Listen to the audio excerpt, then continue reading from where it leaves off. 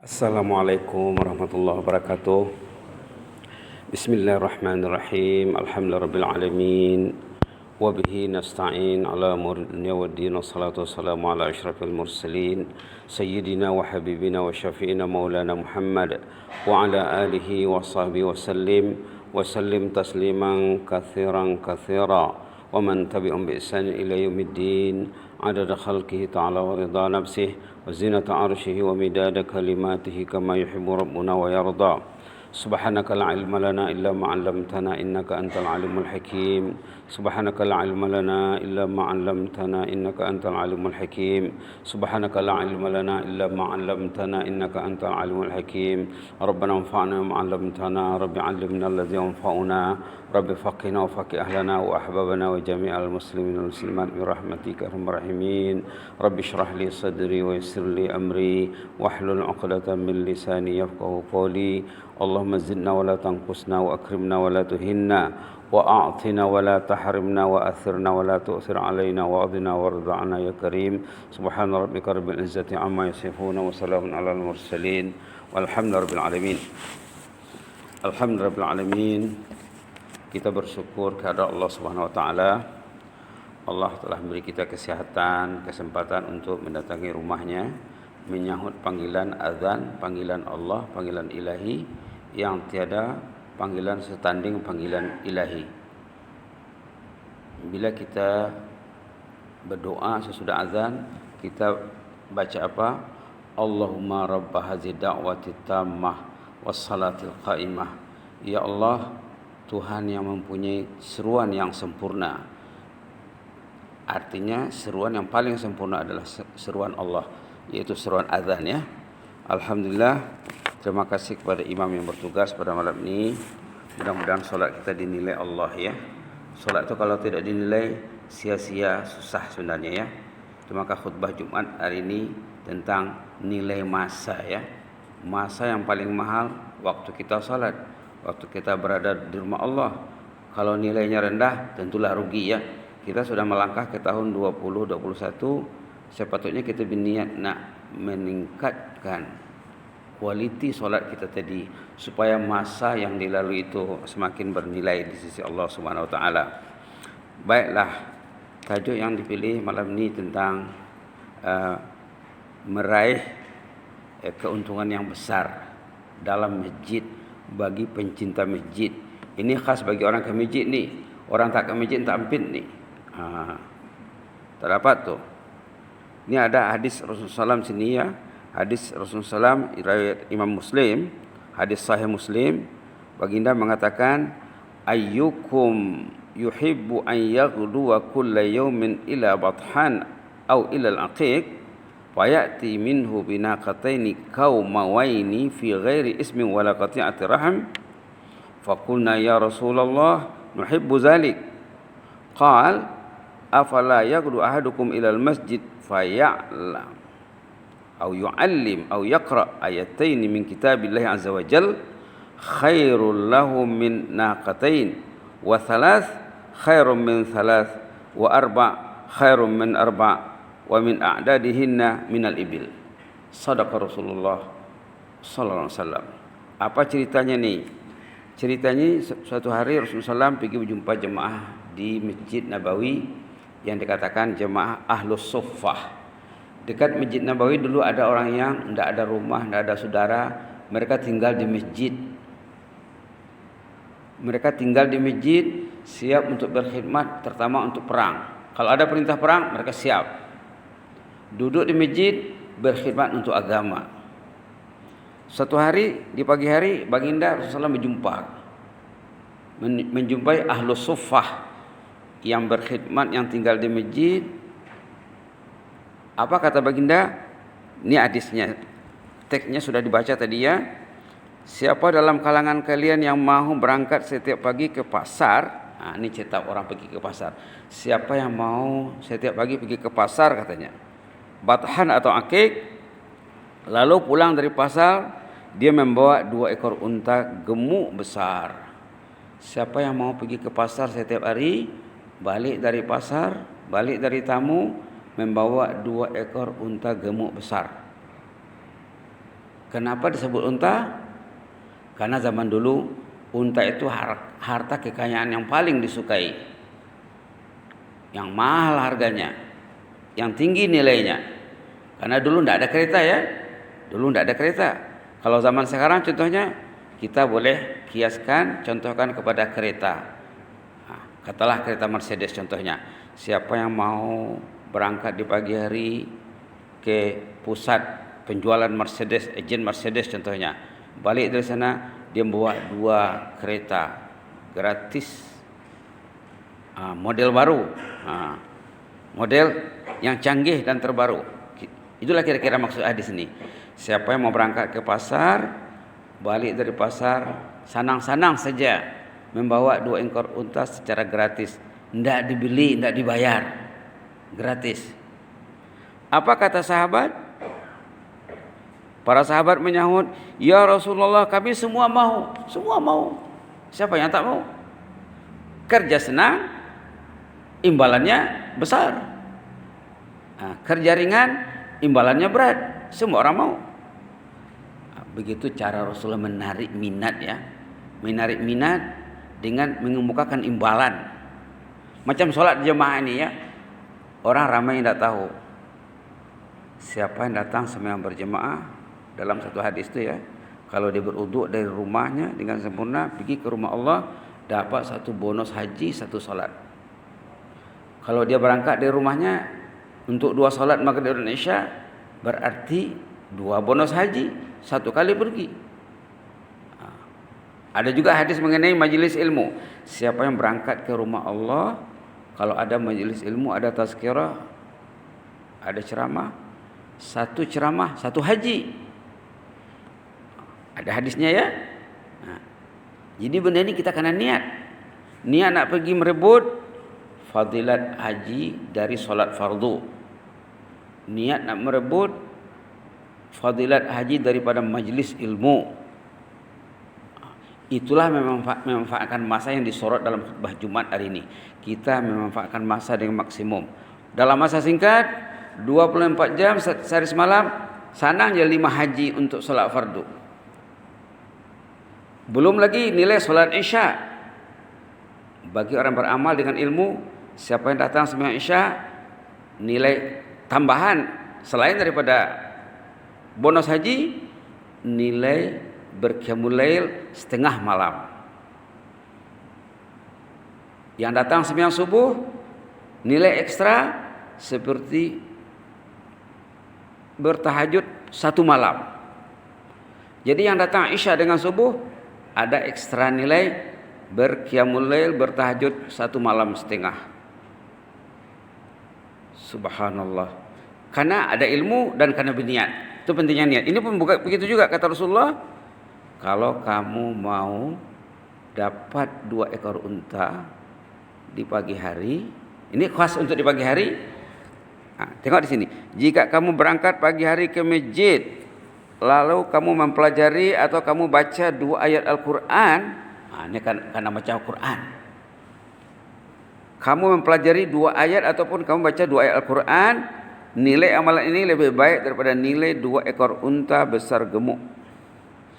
3 ayat lebih baik daripada 3 ekor unta, 4 ayat lebih baik daripada 4 ekor unta. Begitulah. Tadi imam baca surah Al-Falaq 5 ayat, An-Nas 6 ayat, dah 11. Campur dengan Ikhlas 4 ayat, dah 15. Baca Al-Ikhlas, Al-Falaq, An-Nas, dah 15 ayat. Tapi amalan ini kata ulama karena diniatkan dan karena beramal dengan ilmu. Kalau dia baca-baca saja, dia tidak tahu alasannya, tidak tahu hukumnya macam mana. Mana ada beramal dengan dasar tidak tahu? Mana ada beramal dengan dasar tidak? Dia solat, tapi dia solat saja. Mungkin rukun syaratnya tidak terpenuhi ya. Atau jumlah lain juga katanya di sini. Siapa akan meraih unta sebanyak jumlah ayat yang dibacanya. Alhamdulillah di Masjid Pulai ini ya unik. Sembahyang subuh ditunggu Dulu ada pernah kawan solat di sini, dia cerita, saya sembahyang di Pulai katanya, saya belureh baca Kahfi, baca Yasin, baca Suratul Muluk, baru qamat katanya. Pagi hari ada jemaah cerita dia sembahyang di sini, dia tahu di sini qamat itu ditunggu, Pak. Saya solat di Pulai katanya, saya belureh baca surah Kahfi, dapat surah Yasin, dapat surah Muluk. Subhanallah. Kahfi 110 ayat. Yasin 83. Suratul Muluk 30. Jumlahkanlah. Satu ayat nilainya 1 ekor unta besar gemuk. Kenapa dinilai dengan unta tadi? Karena dulu itu yang mahal. Itu yang mahal harganya. Itu yang nampak di mata. Dulu belum ada kereta. Rasulullah bercakap dengan orang, dengan jemaah, ikut keadaan. Kalau Rasulullah bercakap di zaman sekarang ini, tak mungkin dia cakap unta lagi. Karena harta yang paling mahal dalam pikiran orang, mungkinlah kereta ya. Mungkin Rasulullah bercakap dengan kereta. Jadi betapa ruginya kalau tidak datang ke masjid, ataupun datang tapi tak baca Quran. Ini kesempatan ya bagi jemaah di surau, di masjid Masjid Pulai. Demikian juga macam masjid-masjid yang berhampiran, Masjid Salihin, mereka tunggu kadang 15 minit, kadang 20 minit. Masjid Surusup juga ada yang tak tunggu. Ada yang tak tunggu ya. Gelisah kalau lambat qamat. Padahal masa antara azan dan qamat itu masa mustajab. Allah memberi kita masa mustajab. Mula-mulanya lewat tengah malam sampai azan subuh ya, itu masa mustajab. Kalau orang tu tidak ampit, tidak dapat meraih antara lewat tengah malam dengan azan, agak ke masjid, pergi ke masjid. Raih masa antara azan dengan qamat, itu masa mustajab. Itu maka perlu ditunggu. Itu tujuannya ditunggu untuk memperbanyak ibadat. 1 ayat, 1 ekor unta besar gemuk. Subhanallah. Jadi apa bedanya ayat yang panjang dengan ayat yang pendek? Yasin contohnya panjang sikit ya. Kahfi ada yang panjang, ada yang pendek. Kalau macam Al-Ikhlas, Qul Huwallahu Ahad, Al-Falaq, ayatnya pendek-pendek. Bezanya huruf. Bagi ayat yang panjang hurufnya banyak, nilainya lebih tinggi. Dia baca Quran ini ada nilai huruf. Ada nilai huruf. 1 huruf semua kita tahu ya, nilainya 10. 10 1 huruf. Cobalah kira nanti An-Nas berapa huruf, Al-Falaq, Al-Ikhlas.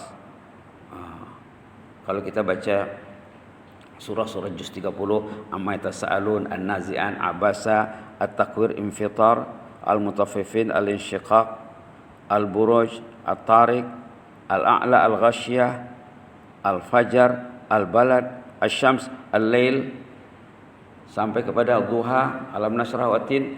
Tengoklah berapa huruf 1 surah. Sekarang senang ya. Tanya saja Google, sudah dijawabnya. Surah ini sekian huruf. Surah ini jumlah hurufnya begini, jumlah hurufnya begini. Itu beza antara ayat yang panjang dengan ayat yang pendek. Ayat panjang kira huruf, tentu hurufnya lebih banyak ya. Baiklah. Bermakna katanya sini, jika kamu baca 100 ayat Al-Quran, kamu akan meraih 100 ekor unta. Ini ceritanya di atas nih. Ada cerita sebenarnya nih. Yang bercerita ini seorang orang alim. Dia pergi ke masjid. Ini kisah pencinta Al-Quran dan perindu masjid. Ini kisahnya di atas. Pada suatu kali saya terlihat dalam masjid seorang anak muda tergolong yang saleh. Orang ini dia pergi masjid, dilihat ada anak muda di masjid. Susah anak muda di masjid ya. Patutnya tak susah, karena ada anak muda. Sibuk tidak apa tidak? Di mana silapnya anak muda tidak ke masjid? Tentulah ayah dan ibunya yang silap. Kenapa tidak dididik dari awal? Kalau kita pergi ke sebagian komuniti, ada anak muda di masjid, ada anak sekolah rendah di masjid. Baik, dia terlihat seorang anak muda tergolong saleh, penggemar ilmu, dia tahu orang ini orang saleh, suka kepada ilmu. Semasa berada di masjid tiba-tiba azan berkumandang, dia datang sebelum azan. Ini beza ya. Orang yang datang ke masjid sebelum azan, orang yang datang sesudah azan, itu jauh beza nilainya. Nanti kita kalau sempat kita bincang. Dia datang sebelum azan berkumandang katanya. Setelah azan, pemuda ini sholat ringan dengan bergegas 2 rakaat, sunat qabliyah. Lepas azan dia sembahyang, kemudian beliau mengeluarkan handphone, lalu bermain handphone dalam rumah Allah. Orang saleh ini gelisah tengok orang main handphone di masjid. Masjid bukan tempat main handphone. Masjid bukan tempat main handphone, kecuali kalau ada Quran, ada benda-benda yang diridai Allah di handphone tu ya. Tapi bagus lagi buka pakai Quran biasa, pakai Quran biasa saja. Yang ya, saiz damit pun ada, berbagai-bagai saiz. Nak satu-satu juz pun ada ya. Orang ini terlihat anak muda masuk masjid, orang ini tergolong orang saleh, penggemar ilmu. Tiba-tiba katanya lepas azan menunggu kamat, main handphone dalam rumah Allah dan melayari laman ini dan itu, sehingga waktu kamat. Coba bayangkan ya, kalau menunggu kamat itu ada 15 menit, berapa ayat boleh dibaca? Mungkin 200-300 ayat boleh dibaca. Al-Waqi'ah berapa? 96. Campur dengan Ikhlas dah 100. Senang dapat tuh 100 ayat. Tapi orang ini sayang katanya, sehingga tiba waktu iqamat, pemuda tersebut pun solat berjamaah. Apa perlunya membaca Quran sebelum solat? Tengok ayat dalam surah Fatir contohnya, atau surah Al-Ankabut. Kita lihat surah Al-Ankabut dulu, halaman 401 dengan 402. Apa perlunya membaca Quran sebelum solat? Kalau orang tu tak baca Quran di masjid, dia kena baca di rumah. Kalau tak sempat membaca Quran sebelum solat, dia kena baca sesudah solat. Tengok di sini ayat surah Al-Ankabut halaman 401-402 ayat 45. Utlu ma uhiya ilaika minal kitab. A'udzu billahi minasy syaithanir rajim. Utlu ma uhiya ilaika minal kitabi wa aqimis shalah. Innas salata tanha 'anil fahsya'i wal munkar wa la dzikrullahi akbar. Wallahu ya'lamu ma tasna'un. Allahumma amanna bik fazidna imanan ba'da iman. Utlu ma uhiya ilaika minal kitab. Baca Quran dulu, itu artinya. Wa aqimis shalah, baru tah salat.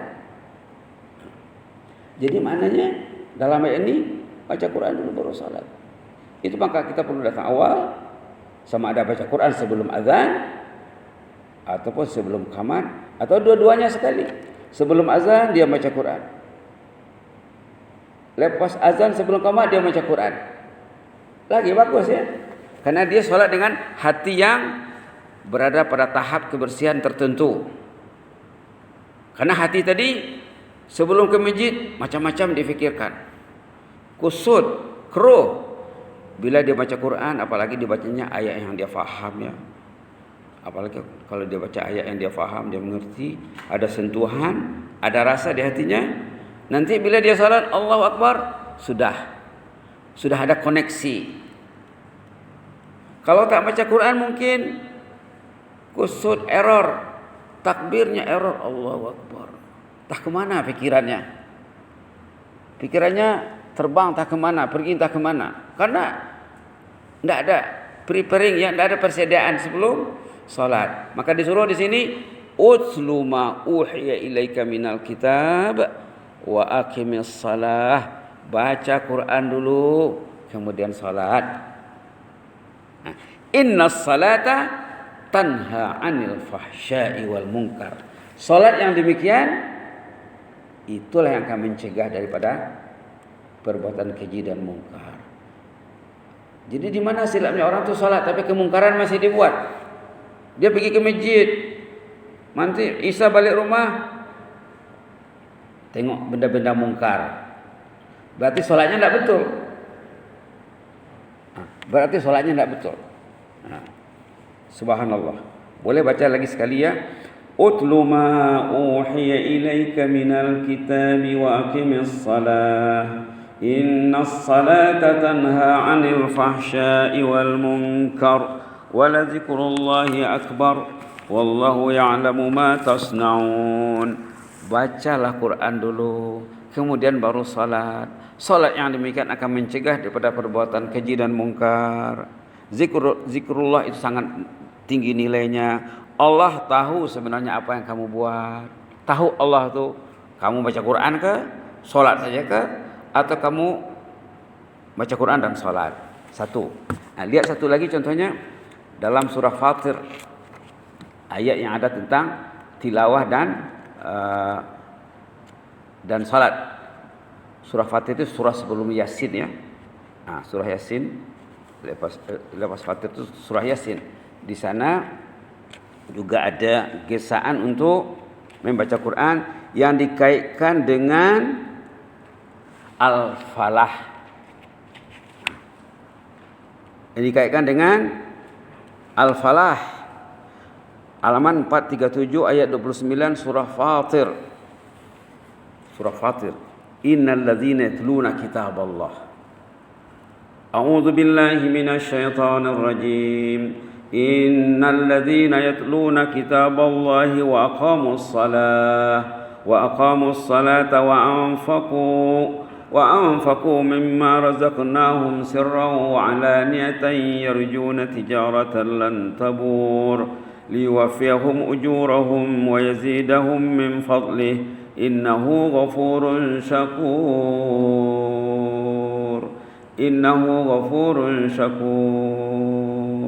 Allahumma amanna bika ya Rabb fazidna imanan ba'da iman. Ayat 29 surah Fatir. Innal ladzina yatluna kitaballah. Yatluna kitaballah. Tadi perintah fi'il amr, arahan. Ini ayat kenyataan. Innal ladzina yatluna kitaballah. Orang yang bertilawah kitabullah, baca Quran, kemudian wa aqamus salah.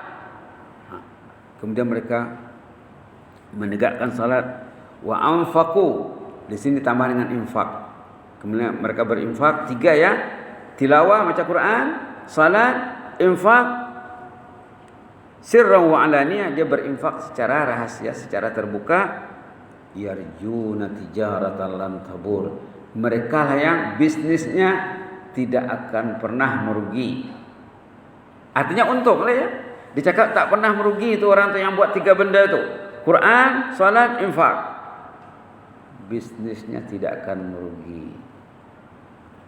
Tiga syarat untuk meraih bisnis yang untung, dan untung. Orang yang sempat membaca Quran sebelum salat, kemudian dia salat, akan jauh berbeza nilai salatnya dengan orang yang tak baca Quran, dia terus salat. Mesti beza tu. Karena persiapannya untuk salat berbeza ya.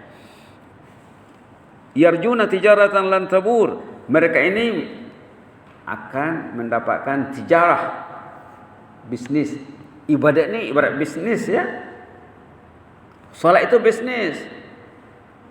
Quran itu bisnis. Duduk di masjid bisnis. Macam mana nak meraih bisnis? Tilawah, as-salah, al-infaq. Baca Quran, salat dan berinfak. Liyuwaffihum ujurahum, mereka akan mendapat balasan yang sempurna. Wa yazidahum min fadlih, ada lagi ekstra. Ganjarannya sempurna, kemudian ada lagi ekstra. Innahu ghafur syakur.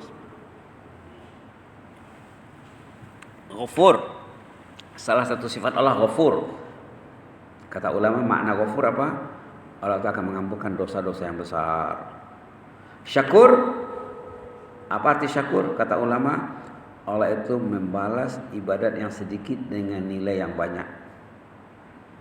Syakur, sifat Allah menilai ibadat hambanya, ibadat yang sedikit dengan nilai yang banyak. Duduk dalam majlis ilmu dapat bonus seperti naik haji. Subhanallah. Menyesal nanti orang yang tidak duduk di majlis ilmu. Duduk di majlis ilmu hanyut dosa. Duduk di majlis ilmu menghanyut dosa. Kalau dia baca istighfar belum tentu hanyut dosanya. Kalau istighfarnya tidak serius, kata ulama, istighfar itu menambah dosa lagi. Tapi kalau duduk dalam majlis ilmu dapat keampunan. Malaikat mendoakan, Allah memberi ampunan secara gratis. Tidak sama solat orang yang duduk di majlis ilmu kemudian dia bersolat isya nanti dengan orang yang tidak duduk di majlis ilmu. Mana sama? Tak sama toh. Tidak sama ibadah orang yang sempat membaca Quran sebelum solat dengan orang yang tidak membaca Quran. Begitulah ya. Betapa besarnya kerugian insan dicakap di sini. Kita lihat peringkat di tengah. Bermakna jika kamu baca 100 ayat Quran, kamu akan meraih 100 ekor unta. Tapi baca Quran ini khas untuk di pagi hari ya. Pagi hari sama ada sebelum solat ataupun sebelum qamat. Demikian juga lepas solat. Dah selesai solat, mungkin ada jemaah yang rajin, selalunya di pulainya rajin ya. Dia tunggu sampai syuruk, sampai duha baca Quran. Sama juga. Bukan hanya sebelum solat saja. Lepas solat juga. Kalau dia tak ampit baca Quran sebelum solat, ya bacalah lepas solat. Subhanallah. Justru si pemuda dalam kisah di atas, jika dirinya merasakan dan mengetahui pesanan mesra baginda di atas tadi, niscaya tidak mungkin dia dirintangi oleh faktor yang tidak bernilai sedemikian rupa. Tidak mungkin bermain handphone dalam masjid bagi perkara yang sia-sia, kecuali dalam ilmu itu ada Quran ya. Betapa besarnya kerugian insan yang hatinya jauh dari masjid dan jauh dari Al-Quran. Betapa ruginya ya. Itu maka tadi penekanan dalam khutbah Jumat tadi memanfaatkan masa dengan maksimum ya, memaksimais penggunaan masa. Malah anak, cucu dan ahli keluarga juga tidak tergolong pencinta perindu masjid, penggemar Al-Quran. Rugi ya kalau ayah tak ke masjid, tak baca Quran. Anaknya jadi anak apa nanti? Kalau ayahnya hanyut dalam benda yang sia-sia, ke masjid tidak, baca Quran tidak, di rumah mengaji tidak, sembahyang tahajud tidak, jadi apa nanti anaknya? Kalau jadi macam dia, kalau bapaknya membuat benda yang sia-sia, tiba-tiba bapaknya meninggal, apa jadinya? Dikhawatiri orangnya mati, dosanya hidup. Orangnya mati, dosanya hidup. Mengalir dosanya hari-hari. Dari mana? Dari anak dan keluarga yang ditinggalkan, tidak ditarbiyah dengan baik. Subhanallah. Subhanallah. Beruntung kalau si ayah mendidik keluarganya dan dia buat, bila dia meninggal, anaknya mengikut jejak ayah dan ibu. Berarti ayah dan ibu meninggal, pahalanya hidup mengalir. Nanti si anak mengajar anaknya lagi, cucu kepada datuk nenek yang sudah meninggal. Berarti pahala itu terus mengalir. Bukan setakat itu lagi ya. Ada ayat dalam surah At-Tur, ini sangat menggembirakan ini. Bila ayah dan ibu berjaya mendidik anaknya jadi anak yang cinta ketaatan, cinta rumah Allah, cinta Al-Quran. Subhanallah. Tengok macam mana berita gembira dalam surah At-Tur ya.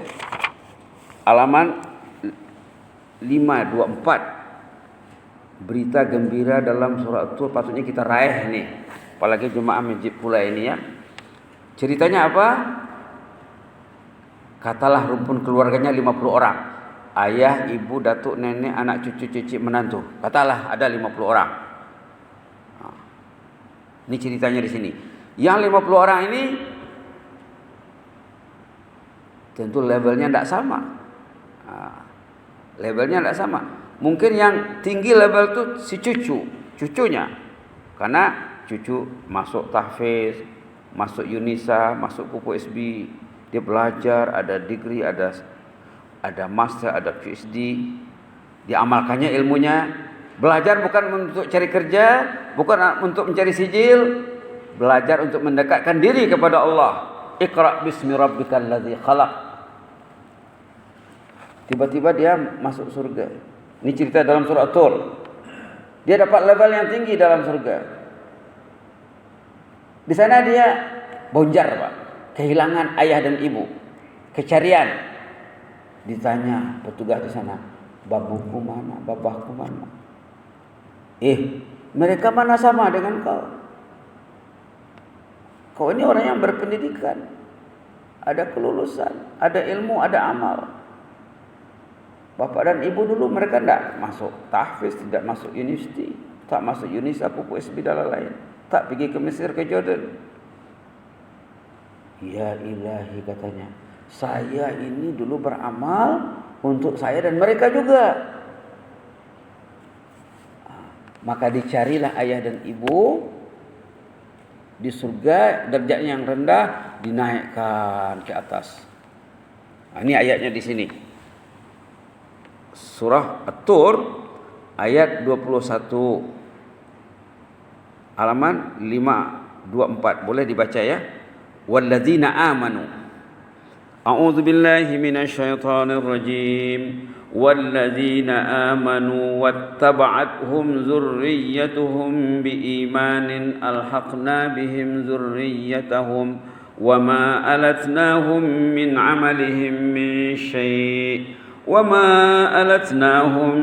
عملهم من شيء كل امرئ بما كسب رهين اللهم اجعلنا منهم ya Rabb.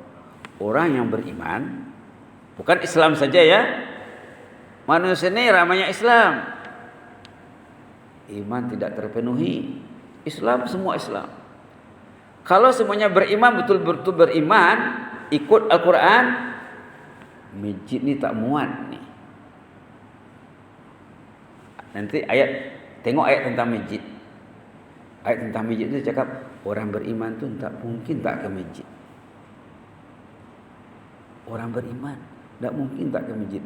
Orang beriman duduk di masjid seperti ikan dalam air. Oksigennya di masjid. Baik. Walladzina amanu. Mereka yang beriman.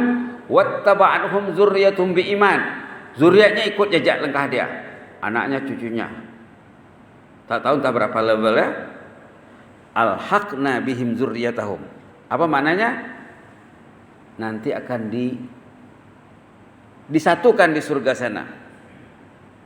Lihatlah dalam tafsirnya dikatakan ulama, dibawakan hadis Nabi seperti yang cerita tadi, rumpun keluarga yang terdiri pada 40-50 orang, dia akan mencari ahli keluarganya. Dalam ayat lain, sahabat pun akan mencari sahabatnya. Tadi ini masalah keluarga ya. Dalam konteks keluarga, ahli keluarga akan mencari mana babuku, babaku, mana anakku, cucuku, cicitku mana. Saat level mereka berbeza tentu tidak sama ya. Maka yang rendah levelnya dinaikkan ke atas, tempat yang tertinggi. Ini maksud ayat ini. Alhaqna bihim zurriyatahum, ahli keluarga yang rendah derajatnya akan dinaikkan ke atas. Subhanallah, subhanallah, subhanallah. Kemudian bila nanti cerita ini sampai ke bawah ini cantik nih, sampai ayat 28 ceritanya ini. Bila sudah berkumpul di surga di level yang sama, mereka bercerita. Teringat kenangan manis di dunia. Ayat 25 tuh. Wa aqbala ba'duhum ala ba'din yatasaalun. Ahli keluarga yang sudah dihimpunkan di satu level, mereka mengingat kenangan manis di dunia. Oh, kita dulu rajin ke masjid, kita dulu rajin baca Quran, rajin tahajud, rajin berinfak. Qalu inna kunna qablu fi ahlina musyfiqin. Dulu kita masih hidup di dunia takut kepada Allah. Musyfiqin, takut kepada Allah. Takut kalau tak dengar azan. Takut kalau telinga dengar, hati tak dengar. Kalau telinga dan hatinya mendengar, mesti datang dia. Kalau telinga saja dengar, hati tak dengar, susah tu ya. Inna kunna qablu fi ahlina musyfiqin. Dulu kita di dunia takut sama Allah. Jadi syarat nak masuk jannah tu musyfiqin, artinya khaifin, al-khauf. Kalau tak ada rasa takut, berani dengar azan tapi tak datang. Subhanallah. Jumaat datang juga tapi akhir-akhir. Tak berani, tak datang. Kenapa tak datang? Galat sulnya katanya. Bukan karena takut kepada Allah, takut kepada manusia. Itu bermasalah ya. Famannallahu alaina, katanya, lalu Allah memberi kita kurnia, limpah kurnia, wa waqana azabas samum. Allah memelihara kita daripada azab neraka. Inna kunna min qablu nad'uh. Dulu kita rajin berdoa, beribadat kepada Allah. Innahu huwal barrur rahim. Andangnya Allah tu sangat baik, sangat rahim. Inilah kenangan manis mereka di surga. Ada jemaah ya. Ada jemaah dibacanya ayat ini dalam solat duha lagi. Solat duha.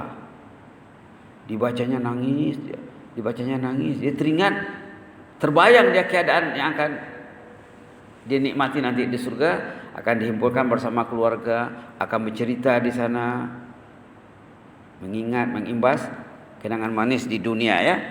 Begitulah. Baik. Betapa besarnya kerugian insan yang hatinya jauh dari masjid dan jauh dari Al-Quran. Ke masjid tapi tak baca Quran. Sayang ya. Sayang. Malah anak cucu juga tidak tergolong pencinta masjid, penggemar Al-Quran.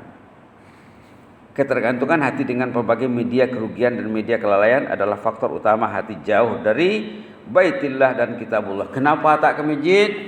Dirintangi oleh faktor kelalaian, faktor perintang.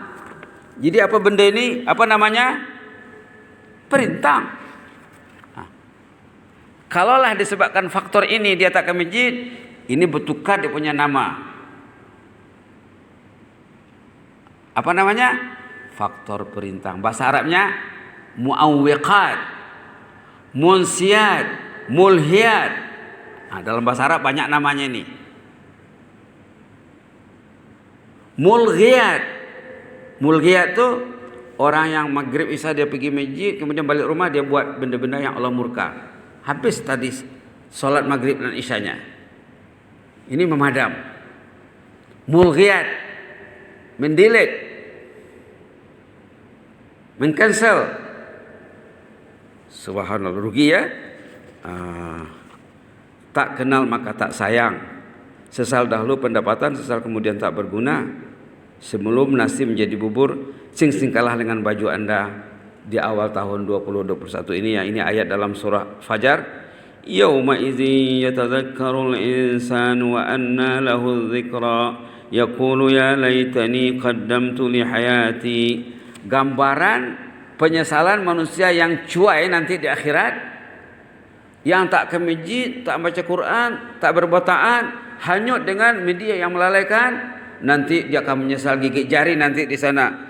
Yauma idzin yatadzakkarul insan wa anna lahu dzikra. Pada hari itu manusia itu akan teringat, kalaulah saya ke masjid dulu, kalaulah saya baca Quran dulu, kalaulah saya menambah ilmu dulu, kalaulah terlambat, bagaikan pungguk rindukan bulan, nasi sudah menjadi bubur. Ya laitani qaddamtu li hayati. Alangkah saya rugi kalau saya dulu sudah merebut untuk berbuat taat, tentu saya sudah untung. Begitulah ya. Mudah-mudahan Allah menjauhkan kita daripada penyesalan ini. Kalau kita nak meraih 300 ekor unta, tengok di sini ceritanya ada ya. Cerita jemaah yang pergi ke masjid Umar Ali 15 Jun 2020, sebaik saja masjid dibuka untuk jemaah. Jemaah ni datang awal, dia baca Quran sebelum solat, baca Quran menunggu qamat, pelurih dia 300. Subhanallah. Subhanallah. Subhanallah. Mudah-mudahan benda ini menjadi motivasi bagi kita ya. Ada di bawah tu peribahasa orang Melayu, berakit-rakit ke hulu, berenang-renang ke tepian, bersakit dahulu, bersenang-senang kemudian, sing-singkalah dengan bajumu sebelum nasi menjadi bubur. Pikir-pikirlah ya. Fikir juga isi khutbah Jumat hari ini tentang memaksimumkan penggunaan masa. Wal asri innal insana lafi khusr illa alladzina amanu wa amilus solihat wa tawasaw bil haqqi wa tawasaw bis sabr. Subhana rabbika rabbil izzati amma yasifun wa salamun alal mursalin walhamdulillahi rabbil alamin. Wassalamu alaikum warahmatullahi wabarakatuh.